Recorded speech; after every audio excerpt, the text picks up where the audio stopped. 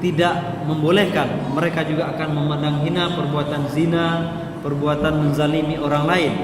Mengapa? Karena ini adalah sesuatu yang fitrah, dan Islam itu agama yang fitrah. Mengapa? Karena berasal dari Allah. Allah yang menciptakan manusia lengkap dengan fitrahnya, maka Allah pasti pilihkan agama yang sesuai dengan fitrah manusia tersebut. Nah, ini salah satu rahasianya.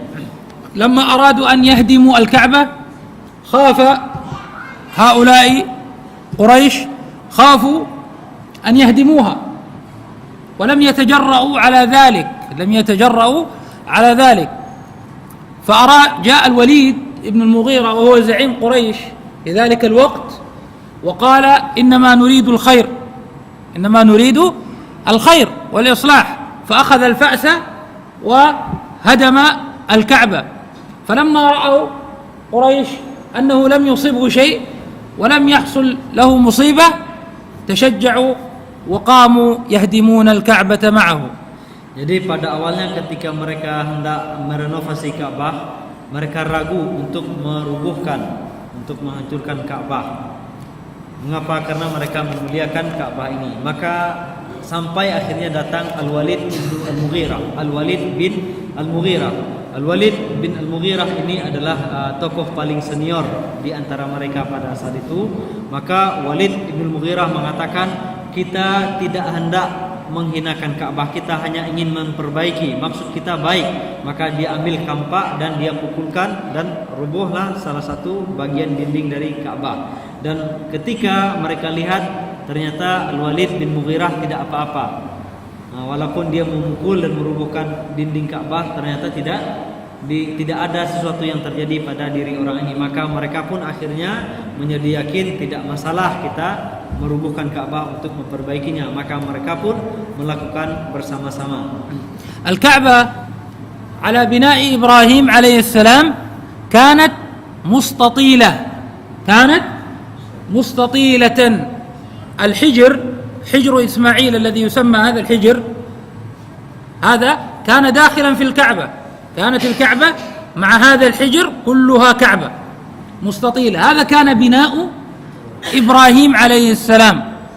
لكن قريشا لما هدمت البناء القديم وأرادت أن تبني البناء الجديد، انتهى المال الحلال، مالهم الحلال قليل، انتهى أغلب مالهم من حرام ومن زنا ومن ربا ومن كذا، فانتهى مالهم. فاتفقوا على أن يبنوا الكعبة شبه مربع، ليس مربع 100%، شبه مربع كما هو الآن. وأخرجوا الحجر من الكعبة وجعلوا له حجارة فقط كعلامة أنه جزء من الكعبة. فأصبح بناؤها هكذا بسبب أن المال الذي جمعته قريش لبناء الكعبة انتهى فبنوه على هذا الشكل. Jadi Ka'bah itu pada asalnya berbentuk oval. Jadi ada bagian yang setengah lingkaran di depannya, yaitu kalau kita lihat sekarang ada bagian melingkar yang disebut dengan Hijr Ismail. Ini pada awalnya termasuk dari bangunan Ka'bah. Tetapi ketika peristiwa renovasi tersebut, ternyata sumbangan yang mereka himpun yang berasal dari uang halal, dari pemasukan yang halal, ternyata kurang, tak banyak. Rupanya barangkali lebih banyak yang haram daripada yang halalnya, dan mereka tak mau mencampur-campur sehingga dananya kurang. Kemudian mereka memutuskan untuk membangun Ka'bah dengan dana apa adanya, dan bangunannya seperti sekarang, nyaris seperti bangunan kubus. Ya, tidak persis seperti kubus tapi mirip, ya, hampir menjadi seperti kubus. Nah, bangunan persegi 4 inilah yang kemudian disempurnakan. Sementara bagian Hijr Ismail itu dibangun berupa batu saja, ditaruh tembok kecil batu seperti yang kita lihat sekarang, ada bagian yang melingkar. Nah, itu pada awalnya termasuk bangunan Ka'bah, tetapi ditinggalkan karena kurang dana untuk membangunnya. طيب السؤال: لماذا النبي عليه الصلاة والسلام بعد الفتح لم يبني الكعبة كما بناها إبراهيم عليه السلام. Ini ada sebuah pertanyaan, mengapa Nabi Muhammad SAW setelah menaklukkan Mekah, itu Fathu Makkah, mengapa Rasulullah tidak membangun Ka'bah atau memperbaikinya kembali seperti sebagaimana adanya pada masa Nabi Ibrahim? Hah?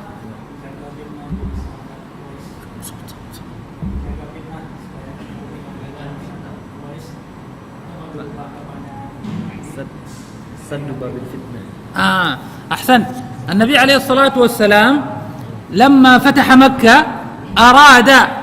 أراد كان عنده إرادة نية أن يبني الكعبة كما بناها إبراهيم عليه السلام مستطيلة، لكنه قال كما قال لعائشة: لولا أن قومك حديث عهد بكفر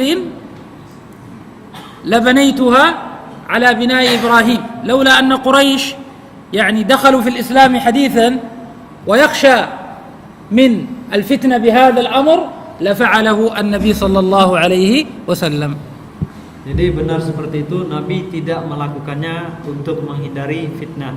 Hal ini sebagaimana yang beliau sampaikan kepada Ummul Mukminin Aisyah radhiyallahu anha. Rasulullah mengatakan, andai kata kaum engkau, yaitu orang-orang Quraisy ini tidak baru saja masuk Islam, artinya bila mereka bukan orang-orang yang baru saja masuk Islam, niscaya saya akan bangun kembali Ka'bah sebagaimana adanya. Namun Rasulullah tidak melangsungkan atau tidak melaksanakan niatnya itu karena orang Quraisy baru saja masuk Islam ketika Fathu Makkah. Artinya ketika Rasulullah bicara sama Aisyah, dan memang pula tidak lama setelah itu Rasulullah meninggal dunia atau wafat. Jadi Rasulullah menghindari takut nanti kalau Rasulullah perbaiki nanti timbul prasangka-prasangka lain di kalangan orang-orang Quraisy yang baru saja masuk Islam, padahal mereka tidak begitu paham persoalannya. وهذا في قاعدة مهمة يعني لا نذهب قبل أن نذكرها، قاعدة مهمة من هذا الأمر وهي القاعدة التي قالها عنها العلماء: دفع المفسدة مقدم على جلب المصلحة. دفع المفسدة مقدم على جلب المصلحة. ومن هذا الموقف نستفيد فوائد كثيرة جدا في حياتنا وفي تعاملاتنا. فبعض الناس يخطئ فيأتي بالمفسدة الكبرى وهو يريد المصلحة، فهذه لا بد لها من فقه ولا بد لها من يعني أن الإنسان يأخذ منها فوائد كثيرة، أن هذه مصلحة وهي بناء الكعبة على كما بناها إبراهيم عليه السلام، وإبراهيم بناها كما أمر الله عز وجل، لأن الله قال: وإذ يرفع إبراهيم القواعد من البيت وإسماعيل، كما أمرهم الله عز وجل. فهذه مصلحة، لكن هناك مفسدة وهي أن هؤلاء القوم أسلموا حديثا ويخشى النبي عليه الصلاة والسلام من أن تتأثر نفوسهم، فلذلك النبي عليه الصلاة والسلام دفع المفسدة وترك المصلحة. Jadi satu hal yang ingin kita tegaskan di sini tentang peristiwa atau tentang apa yang disampaikan oleh Rasulullah. Beliau berkeinginan untuk mengembalikan Ka'bah sebagaimana adanya pada masa Nabi Ibrahim, tapi diurungkan oleh beliau karena beberapa pertimbangan tersebut. Nah, dari sini ditarik sebuah kaidah, ulama menegaskan atau menyebutnya dengan kaidah menutup pintu mafsadat atau pintu mudarat ini lebih utama daripada membuka pintu maslahat. Artinya menghindari mudarat lebih diutamakan daripada mewujudkan sebuah kemaslahatan. Artinya jika bertentangan antara dua hal ini, apabila kita lakukan betul ada maslahatnya tetapi juga ada mudaratnya. Jika ternyata mudaratnya lebih besar, maka walaupun itu ada maslahat, tetap kita dahulukan untuk menghindari mudarat. Artinya hal ini tidak kita lakukan. Ini akan berkenaan dengan berbagai atau banyak hal dalam kehidupan kita sehari-hari yang harus kita cermati dengan seksama, kemudian harus pula dengan cara pandang yang cermat sehingga tidak salah mengambil langkah. Dalam hal ini misalnya Rasulullah sallallahu alaihi wasallam di situ ada kepentingan maslahat mengembalikan bangunan Ka'bah sebagaimana yang dibangun oleh Nabi Ibrahim dan Ismail, yaitu sesuai dengan yang diperintahkan dan dituntut oleh Allah kepada beliau berdua. Namun itu dihindari oleh atau ditinggalkan oleh Rasulullah sallallahu alaihi wasallam karena orang-orang Quraisy pada saat itu baru saja masuk Islam. Nah, apabila itu dilakukan oleh Rasulullah merasakan atau memandang bahwa ini sesuatu yang sensitif. Ka'bah itu adalah bangunan yang mereka muliakan. Mereka bisa jadi tidak paham persoalan bahwa bagaimana Ka'bah ini seharusnya. Ketika Rasulullah menghancurkan, maka bisa saja timbul prasangka-prasangka tidak baik di dalam hati mereka terhadap Rasulullah sallallahu alaihi wasallam, dan ini bisa saja menyebabkan mereka kembali murtad atau tidak kembali murtad dan tidak lagi memeluk agama Islam. Ini yang ingin dihindari oleh Rasulullah sallallahu alaihi wasallam. Oleh karena itu ulama menegaskan menghindari mudarat lebih diutamakan daripada mewujudkan atau menggapai sebuah kemaslahatan. لكن لماذا بعد النبي عليه الصلاة والسلام وبعد استقرار الإسلام وثباته وزوال الفتنة لم تبنى الكعبة كما بناها إبراهيم عليه السلام؟ حصل هذا. جاء عبد الله بن الزبير رضي الله عنه وأرضاه وكان حاكما على مكة في بعد عهد معاوية رضي الله عنه. فعبد الله بن الزبير هدم الكعبة وبناها كما بناها إبراهيم عليه السلام مستطيلة، وطبق الذي أخبرته خالته عائشة رضي الله عنها وأرضاها. لكن بعد مقتل عبد الله بن الزبير جاء الحجاج بن يوسف ويهدم الكعبة لأنه كان عدو عبد الله بن الزبير، كان بينهم عداء وهو الذي قتله، فجاء وهدم الكعبة وأرجعها مرة أخرى مربعة. ثم جاء عمر بن عبد العزيز الخليفة الزاهد العادل، فجاء إليه بعض الناس أيضا وقالوا له لماذا لا تهدم الكعبة وتبنيها مربعة؟ فقال عمر بن عبد العزيز لا أجعلها لعبة يأتي ملك يهدم ويأتي ملك ويبني مرة أخرى، أتركها كما تركها النبي صلى الله عليه وسلم. Kemudian pertanyaannya, jika itu alasan Nabi Muhammad SAW untuk menghindari fitnah, apakah berikutnya setelah Rasulullah meninggal, setelah keimanan orang-orang Quraisy itu kuat, apakah ada usaha untuk mengembalikan Ka'bah seperti semula? Mengapa tidak ada? Maka jawabannya ada. Jadi ada upaya untuk itu dan bahkan sudah dilaksanakan pada masa Abdullah ibnu Zubair. Abdullah putra Zubair ibnu Al-Awwam. Beliau adalah putra Asma binti Abi Bakar atau keponakan Aisyah radhiyallahu anha. Nah, beliau memerintah kota Mekah setelah Muawiyah bin Abi Sufyan. Muawiyah bin Abi Sufyan meninggal, kemudian Mekah waktu itu dikuasai atau dipimpin oleh Abdullah ibnu Zubair. Nah, Abdullah ibnu Zubair mendengar hadis yang disampaikan oleh Aisyah ini radhiyallahu anhu ajma'in. Kemudian Zubair pun membangun kembali atau merenovasi Ka'bah sesuai dengan yang ada pada masa Nabi Ibrahim, sebagaimana dibangun oleh Nabi Ibrahim. Namun setelah itu, setelah masa Abdullah ibn Zubair, Makkah dikuasai oleh Hajjaj bin Yusuf Al-Thaqafi, dan beliau pula atau dia pula yang membunuh Abdullah ibn Zubair.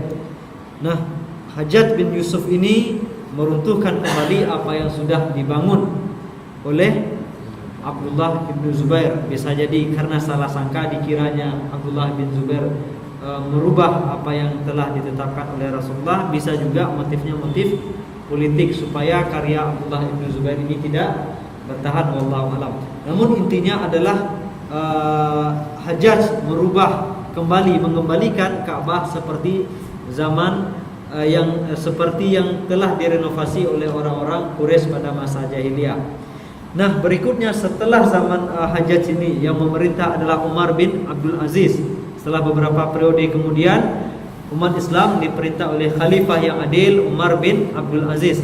Ketika kepada beliau diberikan masukan bahwa Ka'bah ini sejatinya seperti bangunan oval tersebut, kemudian terjadi begini begitu. Tetapi kemudian Umar bin Abdul Aziz tidak mau mengambil langkah-langkah atau tidak mau bertindak. Apa alasan beliau? Katanya, saya tidak ingin menjadikan Ka'bah ini sebagai mainan, mempermain-mainkan kehormatan Ka'bah. Nanti setiap ada penguasa baru, dia hancurkannya pula. Seenak perutnya saja berbuat sesuatu di Ka'bah ini. Saya tidak ingin seperti itu, maka biarkan seperti ini. Maka bertahanlah sampai sekarang seperti demikian. طيب ما حكم من يطوف حول الكعبة طواف حول الكعبة لكنه لا يطوف حول الحجر، يعني يدخل من بين الحجر، لا يطوف حول الحجر. Nah, ada pertanyaan untuk kita semua, apa hukumnya orang yang tawaf tetapi kan ada di depan Ka'bah itu bagian yang melingkar, dia tawafnya tidak lewat ke depan tapi lewat tengah sini, jalan lintas, jalan tol. Apa hukumnya? Boleh nggak tawafnya seperti itu? Hah?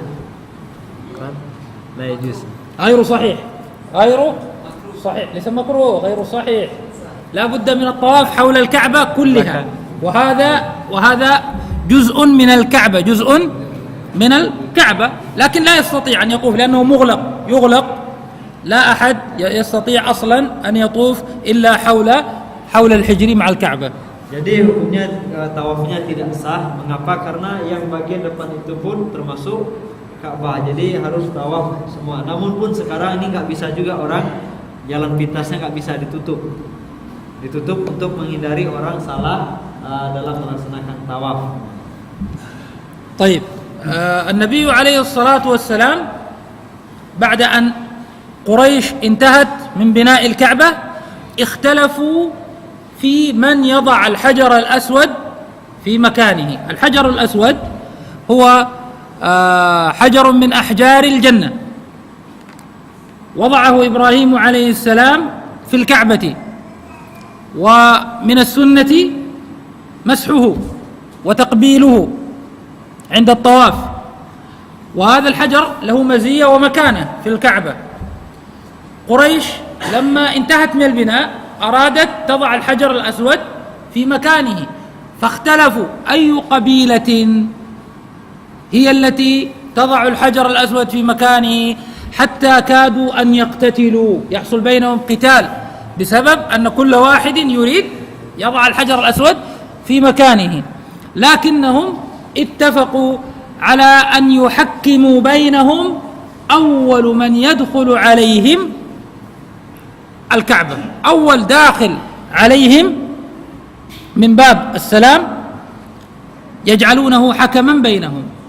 فبينما هم ينتظرون من يدخل أولا، فإذا الذي يدخل أولا هو النبي صلى الله عليه وسلم، ففرحوا ورضوا وقالوا هذا الصادق الأمين، رضينا به حكما، هو أصلا صادق وأمين، فإذا هو مناسب لأن يحكم بيننا، وقالوا رضينا به. Jadi kita kembali kepada peristiwa renovasi Ka'bah tadi. Setelah orang-orang Quraisy menyelesaikan pembangunan Ka'bah, tinggal pada tahap akhir yaitu mengembalikan Hajar Aswad ke tempatnya. Hajar Aswad adalah batu yang berasal dari surga yang diletakkan oleh Nabi Ibrahim pada tempat tertentu di bangunan Ka'bah. Batu ini memiliki kemuliaan tersendiri. Kemudian juga ketika kita tawaf, kalau naik haji atau umrah, disunahkan untuk menyentuh Hajar Aswad dan menciumnya. Ini salah satu yang disunahkan. Nah, batu ini memang sudah dimuliakan sejak zaman dahulu, termasuk semenjak zaman sebelum Islam tersebut. Nah, mereka pun berbeda pendapat siapa yang berhak untuk mendapatkan kemuliaan ini, mengembalikan, meletakkan kembali Hajarul Aswad ke tempat semula. Mereka berselisih paham, kemudian terjadi perdebatan, dan perdebatannya memanas, hampir saja menyebabkan pertumpahan darah, hampir saling berperang. Sehingga akhirnya mereka sampai pada satu kesepakatan bahwa mereka akan bertahkim atau berarbitrase menjadikan orang yang pertama kali masuk dari sebuah pintu namanya pintu salam. Orang yang pertama masuk maka dialah yang akan menjadi penyelesai perkara mereka. Orang inilah yang akan memutuskan bagaimana jalan keluar dari masalah mereka ini. Mereka pun menunggu orang yang pertama muncul dan Allah menakdirkan ternyata yang pertama datang adalah Nabi Muhammad sallallahu alaihi wasallam, dan mereka pun berkata kalau ini orangnya kita pun setuju, ini adalah as-sadiqul amin, ini adalah orang yang jujur dan orang yang amanah. فلما حكم بينهم أن يضعوا ثوبا في الأرض ويضعوا الحجر في مكانه ومن كل قبيلة واحد يرفعون هذا الحجر بهذا الثوب إلى مكانه، فلما وصلوا إلى مكانه وضعه النبي صلى الله عليه وسلم في مكانه. Maka mereka pun meminta putusan kepada Rasulullah sallallahu alaihi wasallam menjadikan beliau sebagai penengah. Maka Rasulullah pun membentangkan sorbannya di tanah dan kemudian meletakkan hajar aswad di atas kain tadi. Kemudian meminta masing-masing kabilah mengutus kepala sukunya. Mereka semua memegang pinggiran kain itu dan membawa hajar aswad bersama-sama menuju tempat yang seharusnya ditempatkan di sana. Kemudian setelah dekat Rasulullah pun mengambil hajar aswad dan meletakkan kembali di tempat semula, dan orang-orang itu pun puas dengan keputusan Rasulullah ini. بعد انتهاء الكعبة كم أصبح طولها كم مترا طول الكعبة؟ Nah, setelah renovasi ini berapa tinggi Ka'bah? من يعرف 11 لا 11 meter. ها لا 11 ونص. 15 صحيح 15 مترا طولها Jadi 15 meter, tingginya 15 meter. وعرضها كم في كم؟ Berapa lebarnya atau luasnya berapa kali berapa? كم في كم؟ Berapa kali berapa? Qal tis'ah fi 11. لا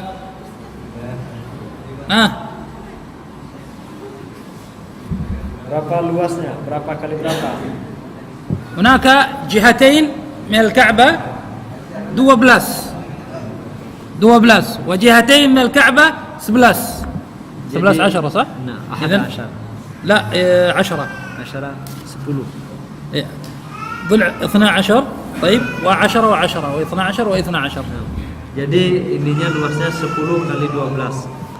10 kali 12. Jadi 120 meter persegi. طيب هذا بناؤها الموجود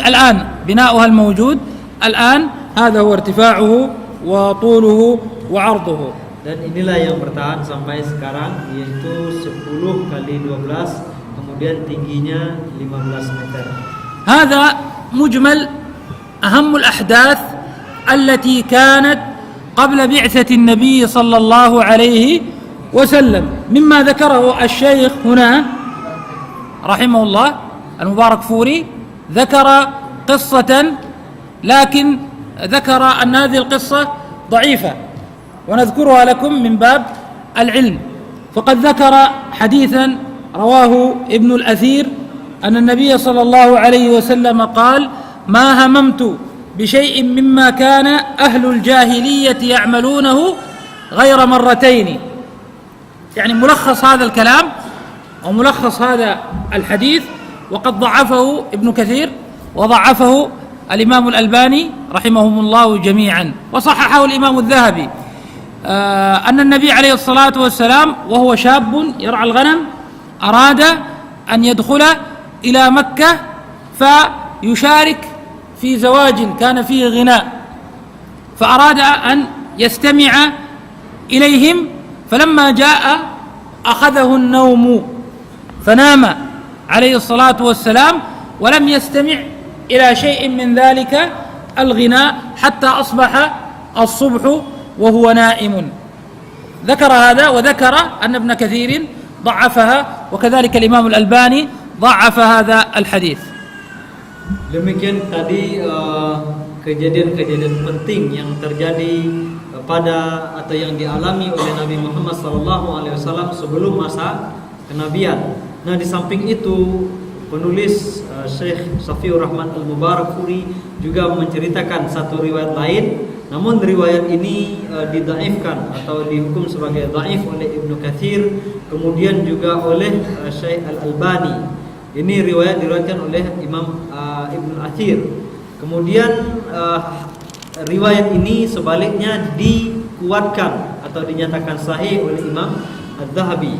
Intinya ini ulama berbeda pendapat tentang kesahihan atau kebenaran riwayat ini. Riwayatnya adalah bahwa Rasulullah SAW menyampaikan bahwa tidak satu pun perilaku jahiliyah yang ingin saya lakukan, melainkan Allah hindarkan saya dari perilaku tersebut. Yaitu setiap kali dia atau beliau ingin melakukan kebiasaan orang-orang jahiliyah yang tercela, yang tidak sesuai dengan nilai-nilai Islam, Allah Subhanahu wa taala palingkan Rasulullah dari kebiasaan itu. Ada saja caranya. Rasulullah mengatakan hanya 2 kali Rasulullah mencobanya dan keduanya gagal. Rasulullah mengatakan suatu ketika beliau ingin menghadiri pesta, atau pesta perkawinan. Di sana ada acara musik, ada acara nyanyi-nyanyian. Dan ini tentunya tidak adalah perilaku jahiliyah. Rasulullah sudah berusaha ke sana, namun Rasulullah tertidur. Beliau tidak tahu apa yang terjadi. Sampai pagi Rasulullah tidak tahu, tidak mendengar, tidak melihat apa yang terjadi di sana, perilaku-perilaku jahiliyah yang mereka tampilkan. ومما لا شك فيه أن الرسول عليه الصلاة والسلام محفوظ معصوم حتى قبل البعثة فهو محفوظ من الله ومعصوم من أن يقع فيما يقع فيه غيره. فالذي علمناه من سيرته عليه الصلاة والسلام أنه كان لا يحب عبادة الأصنام ويبغضها ولا يشارك فيها، وكان يكره الزنا وشرب الخمر، وكان لا يحلف باللات والعزى بهذه الأصنام، ولا يشارك في أعيادهم ولا في احتفالاتهم. فقد نشأ على الحنيفية ملة إبراهيم عليه السلام، كما كان غيره زيد ابن عمرو ابن نفيل وورقة قبل أن يدخل في النصرانية وغيرهم، كانوا على الحنيفية، كانوا على التوحيد، لم يكونوا يعبدوا الأصنام ولم يكونوا يشاركون قومهم في احتفالاتهم وفي معاصيهم. Terlepas dari sahih atau tidaknya riwayat tersebut, namun sesuatu yang sudah pasti bahwa Rasulullah SAW terpelihara, terjaga dari perilaku-perilaku jahiliyah, dilindungi oleh Allah, dihindarkan oleh Allah dari perilaku-perilaku mereka tersebut. Oleh karena itu, sebagaimana kita ketahui atau riwayat menegaskan, Rasulullah tidak pernah menyembah berhala, Rasulullah membenci perilaku itu. Karenanya Rasulullah juga tidak pernah bersumpah dengan menyebut nama-nama berhala seperti Lata, kemudian Uzza, dan nama-nama berhala lainnya. Rasulullah tidak pernah melakukannya. Rasulullah juga membenci perbuatan zina, minum khamar, dan perbuatan-perbuatan jahiliyah lainnya. Rasulullah tidak pernah melaksanakan. Rasulullah tumbuh dalam keadaan fitrah, dan ini juga berlaku atau juga dilakukan oleh beberapa orang pemuka Quraisy, mereka yang menghindari perilaku-perilaku jahiliyah seperti itu, perilaku yang tidak terpuji, seperti Waraqah bin Nufail, Zaid bin Amr dan beberapa tokoh lainnya. Mereka juga enggan atau tidak suka mengikuti perilaku-perilaku yang dilakukan oleh orang-orang jahiliyah. Asyahid anna Nabi alaihi salatu wassalam ma'a tarkihi lima kana ya'buduhu qaumuhu wa ma kanu yaf'alunahu min al-munkarat illa annahu kana la ya'taziluhum fi kulli shay'. كان يعتزلهم في المنكرات وفي عبادة الأصنام، لكنه كان يشاركهم في غير ذلك. فقد عرفنا أنه شاركهم في حلف الفضول، وعرفنا أنه شاركهم في بناء الكعبة، فكان يأخذ أحسن ما عندهم من العادات والأخلاق والأمور الطيبة، كان يأخذها ويشارك فيها. أما الأمور السيئة والمنكرات